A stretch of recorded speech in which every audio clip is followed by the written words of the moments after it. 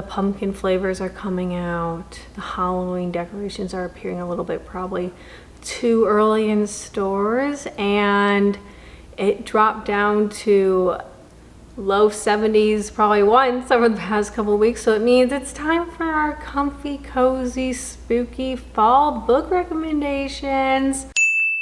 Hello everyone, my name's Emily, and today I'm going to be going over some of my top book recommendations for you to be reading this fall. Most of these books I've read, some of them are on my TBR, and we're gonna get into it. I'm so excited. So there are kind of two categories I have for like the fall vibes. We have like the comfy, cozy, bundled up in a blanket, drinking our little apple cider and tea kind of vibes, and then we have like our spookier vibes. And I will know I have a very intense fear of like horror movies and books, so none of these are really going to be that scary. First and foremost, this is not the right place for that. I like a little bit of suspense and thriller, but I don't like being afraid for my life and having to sleep with the lights on. So let's get into the first one. Our first book recommendation is Wretched by Emily McIntyre. This is a Wizard of Oz kind of retelling inspired story. It is about two individuals. One is part of, I think it's either a mafia or a gang. She works for these quote unquote like not a great group of people, and the male main character is kind of sent to infiltrate the organization. Obviously neither of them know really the specifics behind who they are. Lots of drama. Like I said, there's like that kind of like whimsical inspired theme with like the Wizard of Oz, but such a fun read. This was probably my favorite book. It's part of her Never After series. All of them can be read as standalones, but this was my favorite one. Also, the cover is beautiful. Amazing, 10 out of 10. Our next recommendation is actually one that is on my TBR. I haven't read it yet. The Secret History by Donna Tartt. This one, from what I've heard, there's a lot of suspense. It's about a group of friends. I think they're friends, or maybe we'll say acquaintances. That this is a very like, this is giving a very kind of the dark academia vibes. And I believe, from what I've heard, someone gets taken out, and kind of all of the people might be suspects, if I understand correctly. I could be confusing this for a completely different book, but I know that it is very kind of dark academia-esque, and there's a lot of suspenseful themes and mysteries, and that just gives the perfect little fall vibes. Cannot wait till I read this one. Definitely check out Goodreads and Storygraph so you can see my review when it comes up. Our next recommendation is Allie Hazelwood's Bride. This is a controversial take, but I will stand behind it. The reason this was giving kind of fall vibes is it's a romance book between a werewolf and a vampire. Does it get more fall than that in Halloween? No, it doesn't. Similar energy, kind of like these two individuals are part of different, I don't want to say gangs, but they're not friendly, and the union between the two of them is supposed to create this alliance. Lots of drama, lots of backstory that's kind of like figuring out there's a little bit more going on here than what the people are saying. And the drama of them being a werewolf and a vampire is just chef's kiss. This one got a lot of controversial takes. I did not expect to like it as much as I did. Maybe it's because I didn't read a lot of werewolf fan fiction, but I'm in it now. Here we go. All right, my next recommendation is actually a duology, the Shepherd King duology by Rachel Gillig. First we have One Dark Window, and the second book is Two Twisted Crowns. This duology is so good. These are fantasy books. It's about, how do I even simplify what this is about? essentially, in the shortest way possible, this is a very magical world. There's a lot of magical objects, we'll say, and if you collect a certain amount of these certain magical objects, you become kind of incredibly powerful. The female main character comes across one of these and it kind of shifts her entire, I would say, biochemistry of her body. And there's a lot of drama between like the royals, and she's this like little like commoner, but then like she finds out a lot more about her family and their background. And obviously it then becomes a race between a couple sides. We're not going to specify who, and who can collect all of these magical objects first, for the threat of like, is this they're going for power, or are we doing it to like try to protect the abuse of power potentially.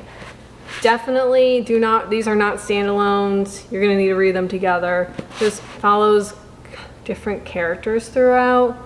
And normally I don't love that because I get really attached to one character, but these are good. They're spooky, they're fun, they're thriller, there's a lot of suspense, and perfect for this fall, for your little fall read.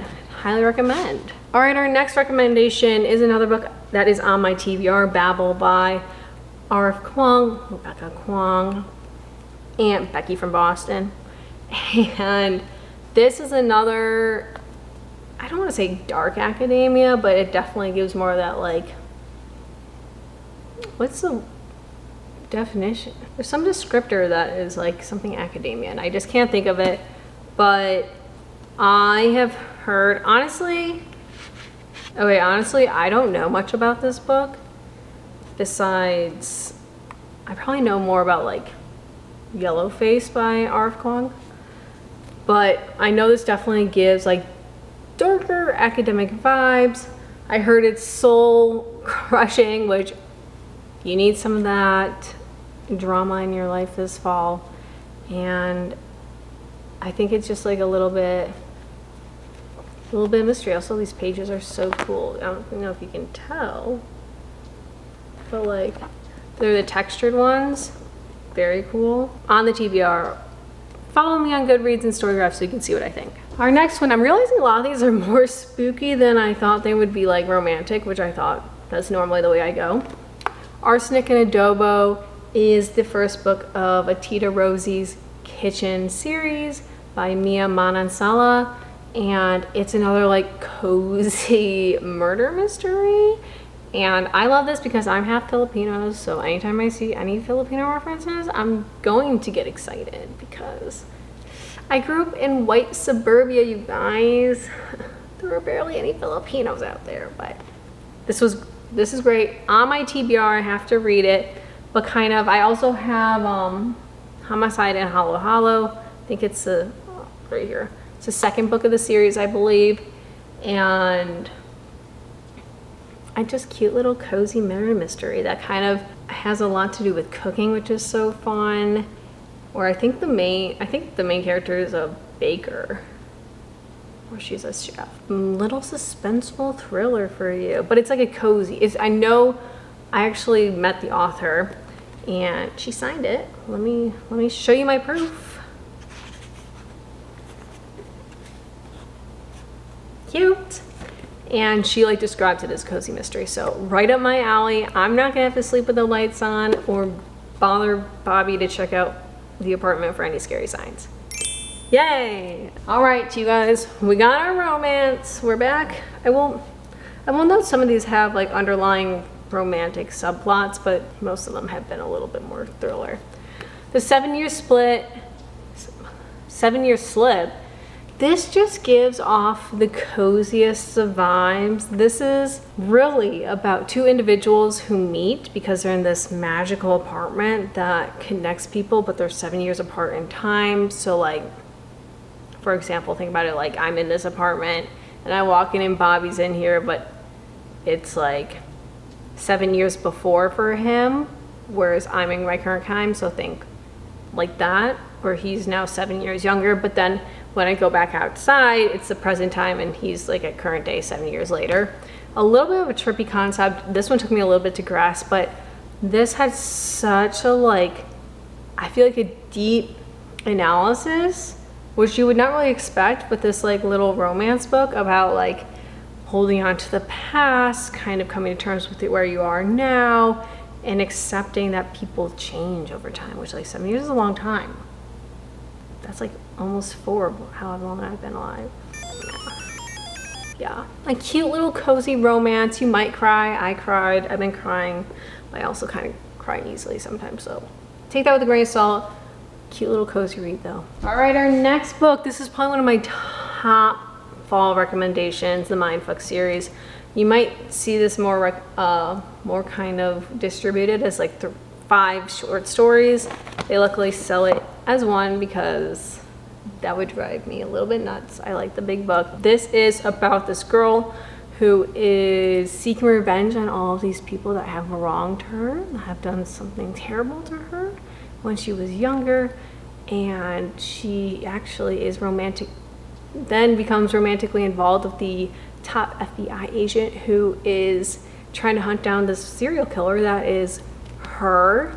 So spooky, so fun, so much drama. I read this all in one sitting. I literally stayed up till I think like 3 a.m. and we just sacrificed the sleep, but it was so worth it. And if you support women's rights and you support women's wrongs, this book is for you. We stand by our girl, Alana Myers. We stand by her. It's so fun, so juicy, and I just cannot recommend it enough. All right, our last couple ones. We have another romance, Book Lovers by Emily Henry. I don't know if this is necessarily set in the fall, but it gives off those like small town, comfy vibes. This is about 2 individuals who work in the writing industry. I think one is a publisher and one is an editor. I always forget who is who. They have one professional encounter together and it goes not well. And then time goes by, they both find themselves in this little town kind of for separate reasons, and they reconnect. There's a very strong theme about family in this, which I love. There's also a very strong theme about kind of just owning who you are. Nora is for the eldest daughters. This book will make you feel so seen. I love it. It's so comfy, it's so cozy, but also there's just so much deep reflection, and it gives off those like fun little fall vibes. Yes. And our last one is another series. Sorry, I don't know why I did that. The Natural series. This is more thrillers. Apparently my fall recommendations are just a little bit more spooky. That's okay. This is about, think Criminal Minds, but teenagers, because they have such terrible childhood trauma that it makes them really good at like profiling killers, detecting lies, statistical analyses that will help them solve crimes, reading emotions. This series is phenomenal. Jennifer Lynn Barnes also wrote the Inheritance games. I didn't really care for those. I think the Natural series needs more attention. I've been seeing it get a little bit more, but this is the perfect fall read. Since it's, I think technically YA, it's a little bit more chilled, still decently graphic, like from like a murder standpoint. So, you know, go in with, read the trigger warnings. But there is some underlying romance if you are interested in that. And I like pride myself in being able to identify plot twists or guess the plot twists really easily and quickly. These books had me like speechless. I was like, what is happening? You never know what's gonna happen. And it's one of those ones where there's like plots with each book, but there's an overlying plot that as you keep going through all of them, you kind of learn more and more, and it's crazy. Highly recommend. Wow. So those are my fall book recommendations. Let me know what you're planning on reading. Let me know if you've read any of these, if you're going to read any of these. I just want to hear your thoughts. I love talking about books. Make sure to follow me on Goodreads and Storygraph at M's Novellas. If you're able to, like this video, it helps me a lot. And we are rocking and rolling, swishing and swashing. I just watched some Schoolhouse Rock videos, so those are in my head now. But make sure to subscribe. We're here for a fun little book journey, and you can stick around and see what else we're going to talk about. For book recommendations, we have so many good reviews coming up. We have a packed schedule. It's going to be great. It's currently like 90 degrees in Chicago, end of August, so it's really not giving. Obviously, it's not fall yet. August is summer. For all the people that I see Christmas videos on my For You page, I know that's a For You page, so I'm partially playing into that, but it is still summer. Let's relax. And we'll see you next week. Happy reading. Bye. So normally I'm a romance reader, but apparently I really like these little thrillers. This is a really great reflection. Who knew? I certainly didn't. We're both finding out at the same time. Wow. You learn something new every day.